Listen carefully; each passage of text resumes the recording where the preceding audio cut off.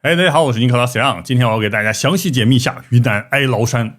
从先秦记载，这里就是超自然现象发生的地区，而且现在被称为死亡森林，现实版云南虫谷。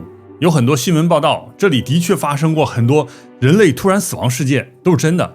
于是我就深入研究了一下，发现这里真的有些东西，先秦时代的庄子、韩非子、孔子都提到过，而且在殷商之前，全球大量出现过这种奇怪的东西，他们被古人称为神。公众号发文提示，哀牢山存在不可预知风险，呼吁游客不要贸然前往。类似这样擅自打大家看不可预知危险，千万不要去，这里真的可能有些什么东西。就在1年前，有一个叫做山曲的博主进入哀牢山，准备挖掘一些天然矿石，手工制作成颜料之后，在自己的淘宝店上卖。但是当他在水中划船的时候，突然被雾气环绕，之后他就听到了诡异的声音。我可以100%的确定，这个水里绝对有个什么东西，而且绝对不是鱼。不行，咱们得赶紧上岸，我有一种不好的预感，我不骗你们，我真的有种不好的预感。咱们得找个地方赶紧上岸。这路子不对啊，这个声不对啊，这不是鱼啊。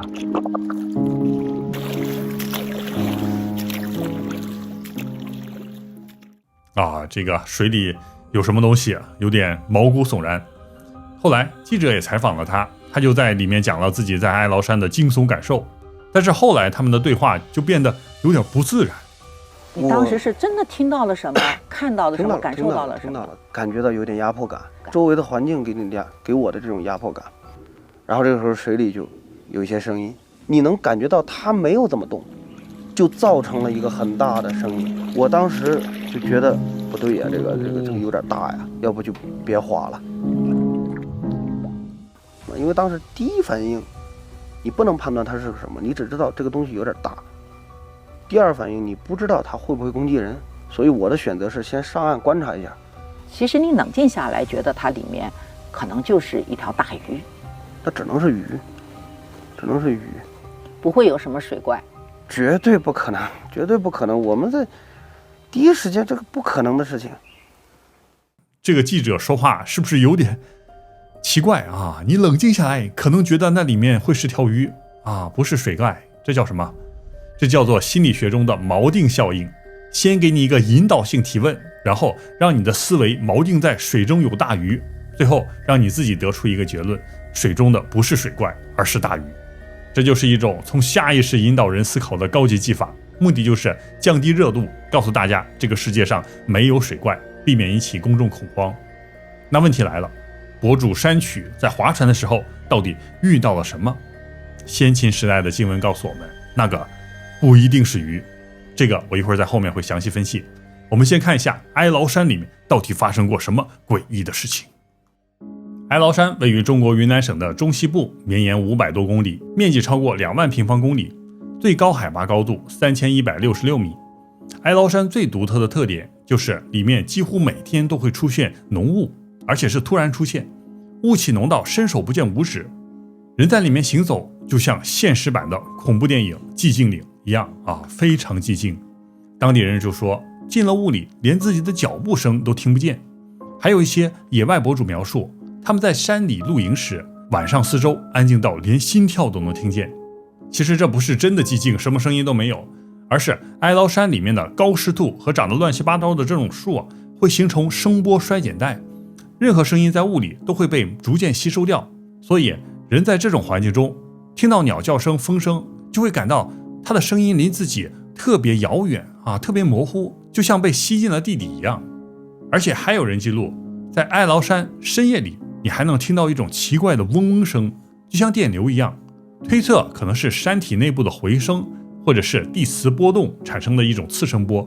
所以人类在这种寂静的山林中，而且还有这种次声波，就会让人感到头皮发麻、胸口发紧，甚至产生幻听。有人就会听到什么脚步声听到女人在笑小孩在哭，这样的非常恐怖。这个就和我之前讲过的罗布泊一样，幻听，但是罗布泊还出现幻视有幻觉。就在这么一个像恐怖片的哀牢山里这个一连串的离奇死亡事件在过去的10几年里一次又一次的上演。最权威的记载就是2005年央视的走进科学栏目，现在在他们的网站上还有全文字记录。这件事发生在90年代，名叫哀牢山下石崖口村突然死亡事件。这件事都可以拍成电影了，非常奇怪。1993年7月，石崖口村就和往常一样，一切平静。村子里面有个彝族青年叫做者富才，他刚刚结婚，当时他就在家里干活，之后他就发现这个妈妈在哪里，怎么一直没有出现，没有声音了。于是他就回去寻找，找着找着，突然发现他母亲就在床上，没有任何症状的情况下，呼吸停止，人没了。就在这个时候，者富才慌忙检查母亲的时候，然后他透过窗子一看，发现正在做家务的妻子也突然一下倒在地上，开始抽搐。于是他赶紧跑出去看妻子到底发生什么事了。等到他走过去的时候，他的妻子也停止了呼吸，都是突然的。这个惊慌失措的者富才赶紧出去找人，打电话叫他的妻子的妹妹过来看一下到底发生什么事情。就当他妻子的妹妹惊慌失措的跑过来的时候呢，也是一头栽倒，死在了路上。这时候已经有3个人死亡了，但是这个还没有完。就在同一天，寨子里面另外一户人家也有一个人和他们一样突然死亡，所以这个村子里一下有4口人突然暴毙，不知道任何原因。这个时候村里有人就报警了，云南省景东县卫生局杨明清这个局长带着医疗调查队就迅速赶往了石崖口村。就在他们抵达的当天又传出一个消息，又有一个村民以同样的方式一下突然死亡。所以他们面对这么多具遗体这个非常恐慌。检查之后就发现，这些死者除了有些腹胀之外，全身没有任何外伤，而且他们排除了投毒的可能性。这之后各种谣言就在村里传开了有人说是深山里的瘴气下山了，把他们都毒死了。还有人说这是古代神秘古国一个1000年的诅咒。调查组在村里住了很久，也没有查出任何结果，于是他们就走了。就在他们走了不久，同村有一家人叫做李富才，一家5口。有一天晚上，李富才的大哥在睡觉的时候突然就没了。第二天，他的妻子傅秀也突然去世。又过了几天，老父亲李昌美也是一下猝死。这个时候，这一家5口就只剩下2儿子和一个1岁不到的孩子。然后这个2儿子精神上受不了，于是就悬梁自尽了。最后就剩下一个1岁多的婴儿被政府送到了孤儿院。然后事情还没完，从1993年到2003年的10年间，这个村子同一个剧本一共死亡了36人。当地政府也查不出什么原因，提出了什么克山病、科萨奇病毒等等的什么病毒原因。他们也解剖了尸体，去山里的水源、土壤、牲畜等等全部是提取样本检查，但是没有找到任何有问题的病毒样本，只查到什么大肠杆菌略微超标。所以这个哀牢村里到底发生了什么不知道，到现在也没有任何解决。最后没有办法了，当地政府之后在2003年启动了村民整体搬迁计划，全村全部搬走。之后完全搬迁完毕的村民就再也没出现离奇死亡事件。这个是真的，央视全文记载我都会上传到我们网盘，觉醒和觉悟级别的朋友都可以深入研究一下。这个是90年代的事情。在2021年也发生了一个非常著名的哀牢山地质队4人死亡事件，这个事情也非常离奇。那在11月13号上午的时候，在云南有4名地质调查员进入到哀牢山，原定到第2天的时候呢，他们要出山，但是到了时间去接他们的时候没见到人，就此失联。现在已经5天多的时间了，在这5天多的时间里头，不断的在开展搜救，但是难度非常大。在2021年，来自中国地质调查队的非常专业的4名调查队员，他们4个人带着全套的野外装备还有考察工具，在11月13日下午进入哀牢山，之后他们就失踪了。这件事为什么说是离奇？因为这4位地质调查队员全部都是退伍军人，他们都在武警的黄金部队服役，身体素质极高。第二，他们带了我们能够想到的所有的专业设备，什么砍刀、铲子、油漆、羽绒服、保暖内衣等等的，还有吃的全部都带了。尤其是他们带了汽油和 RTK 设备。什么是 RTK？ RTK 是可以给外界发出信号，精确到厘米的定位设备。只要你发信号，收到的人就一定能在山里定位找到你，精确到厘米。最重要的是，他们是带着汽油，可以在哀牢山这种雾气湿度特别大的地方烧火取暖。但是就是这么一个准备充足、经验丰富的调查队，在2021年11月13号上午9点出发之后就消失了。按照计划，他们并没有想在山里过夜，下午就下山，但是也带了这么多装备。后来新闻报道，他们其实也找了一个当地向导，但是据说这个当地向导在最后一刻改变主意不去了，于是他们就自己进山了。在第二天11月14号，大批搜救人员就开始进山搜寻。在山中，他们发现了他们搭建的简易避雨的帐篷，还有生火营地，还找到了他们用红色油漆标志的三角形标记，这个是防止他们走失的做的一个路标。这些标记的地点分布的都非常近，就暗示一个问题：这4个人一直在同一个地方打转走不出去的。在哀牢山这个地方有地磁混乱，罗盘不好用，所以他们就直接迷路了。出现这种情况的话，他们应该打开这个 RTK 设备，这样搜救人员就可以找到他们。但是搜救队没有发现任何信号，因为哀牢山里路非常难走经常有这种直上直下的悬崖。搜救队在里面找了7天，一个山头找了7天。在11月21日的下午6点33分，搜救队终于找到了3名失联队员的遗体，他们3个人呈品字形，好像叠起来一样。又过了一天，22日，他们又在1公里外找到了另外一位队员。这个就非常奇怪了。救援人表示这个哀牢山地形极度复杂消防官兵在里面2个小时走了几百米，而这个人可以在1夜之间走1公里多搜救人员还发现他们4名遇难者衣服都比较完整，没有被野兽攻击的痕迹。最重要的是，他们的所有测量工具一个不少，但是最奇怪的是，这个救援的 RTK 设备没有打开过。而且还有一些没有来源的报道说这个遇难队员被发现的时候有一个人他的衣服是这么撩起来的肚皮露在外面，而且他死亡的时候这个脸上还带着微笑非常诡异，和鬼片一样。后来就报道这些人是失温而死的，冻死的。但是这里面就有个疑点，大家看一下当时云南一周的温度，最低7摄氏度，最高20多摄氏度。高山上是没有雪的，所以最低温度应该也是在0度上下。另外他们是带着食物和汽油进山的，在他们死亡的时候汽油是没有用完的，还可以生火，所以他们这些人不可能是饿死或者是冷死的。第二个疑点就是救援人员发现现场没有任何挣扎或者是求救的痕迹，这就暗示他们是瞬间死亡，或者是瞬间同时失去行动能力，没有任何人可以有时间去求救之类的。第三个疑点就是最后一名队员的遗体是距离3名死者1公里多，有的说是 1.8 公里，而且是没有带任何物资跑的。为什么这名队员在队友遇难之后会独自一个人不带任何装备，在地形这么复杂的夜间走这么远？是不是有一种什么可怕的东西在背后追他，让他惊慌失措，丧失理智，疯狂逃跑不顾一切的在夜晚中逃跑？难道他们在山里遇到了曾经我讲过的台湾深山中的魔神仔魔神呐？会不会有一种超自然力量阻止人类进入哀牢山的深山老林？喜欢我节目的朋友，请大家多多点赞订阅，加入会员，支持团长。下面我就给大家详细解读一下。我们先通过古籍中的记载穿越到古代，看看云南哀牢山里到底发生了什么。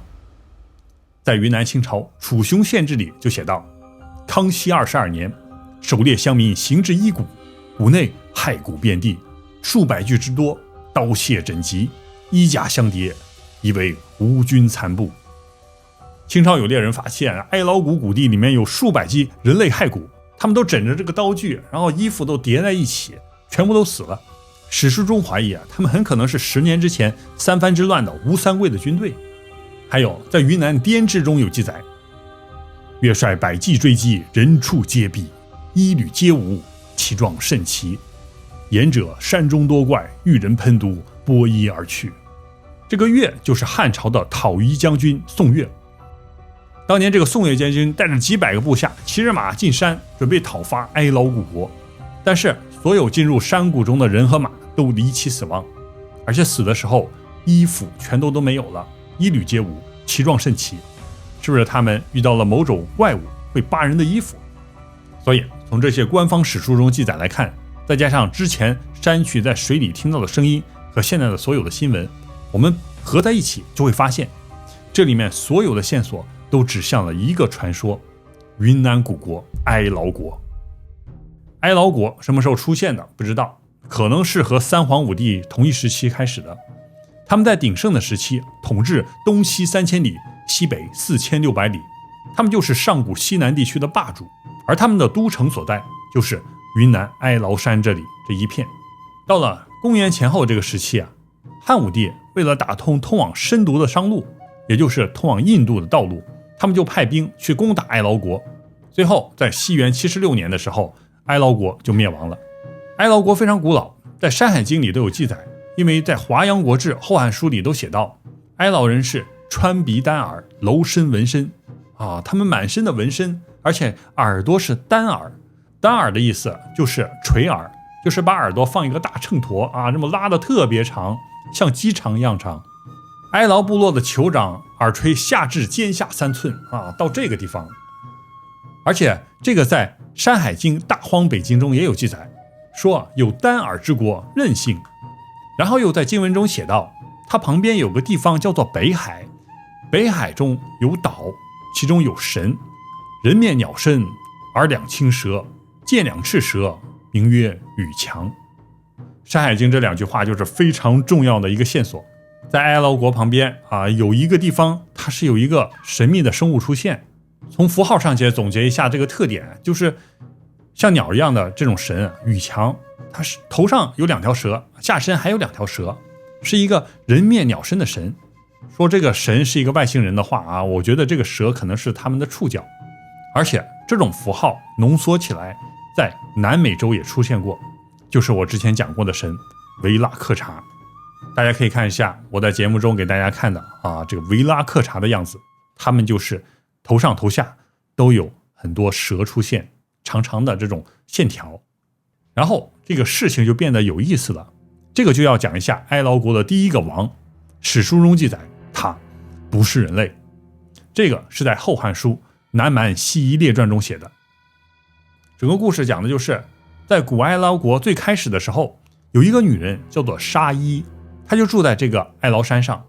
有一天就去山里的湖水里捕鱼啊，就跟这个博主山曲一样，突然感到湖里有什么东西，然后他在这一摸，就感觉到身体碰到了一个水里的沉木啊，硬邦邦的。然后他就突然身体触动了一下，这就回家了。从这之后没过多久，他就怀孕了。在10个月之后，他就生下了10个儿子，一胎10子啊，人类不可能一下生10个孩子的。所以啊，这么能生的啊，基本上可以断定他就是卵生。而且这个沙溢他也不是人类，在《后汉书》中有一句话可以暗示，他写道：其母鸟语。这个女人沙溢说的是一种外星语言，叫做鸟语。后来有一天，这个女人带着10个孩子又去湖边，这时候当她走到湖边的时候，突然这个河里的沉木就一下咵一下从水中起来，说道：若为我生子，今夕何在？你给我生的孩子们，他们现在都在哪里呢？当时跟着沙溢的孩子们啊，这么一看，这么奇怪的怪物一下吓得都跑了，只有一个最小的儿子没有跑，他就背对着这个怪物啊这么坐着。这怪物其实就是龙，这个巨龙一看啊就开始舔他。刚才不是说这个沙溢说的是鸟语吗？在史书中就这么写的，在鸟语中背念作九，坐念作龙，所以这个最小的儿子这个沙溢就给他起名为九龙，他就是哀牢国的第一个国王。众人皆刻画其身，像龙纹，衣皆着尾。从此哀牢国诞生之后，里面的国民所有的人身上都刻有龙纹，然后他们的衣服都长长的，还有一个尾巴，象征着龙尾。在云南保山这里还有一个九龙雕塑，讲的就是古哀牢国的王九龙。这种鸟和龙生出来的这种混血种族哀牢王九龙到底长得什么样啊？不知道。但是在哀牢这里，家家户户都流传着一种山野传说，说他们曾经在山中看到一种奇怪的生物，叫做独角五郎。独角五郎的意思就是这个生物啊，它有一只脚，在地上中蹦蹦跳跳的感觉，有点像台湾的魔神仔，而且身上还有毛，红色的。但是这个独角五郎比魔神仔更加凶狠，他们会迷惑人类意识，让人丢了魂魄一样，然后自己慢慢的就走到了悬崖峭壁，一下啊这么摔死。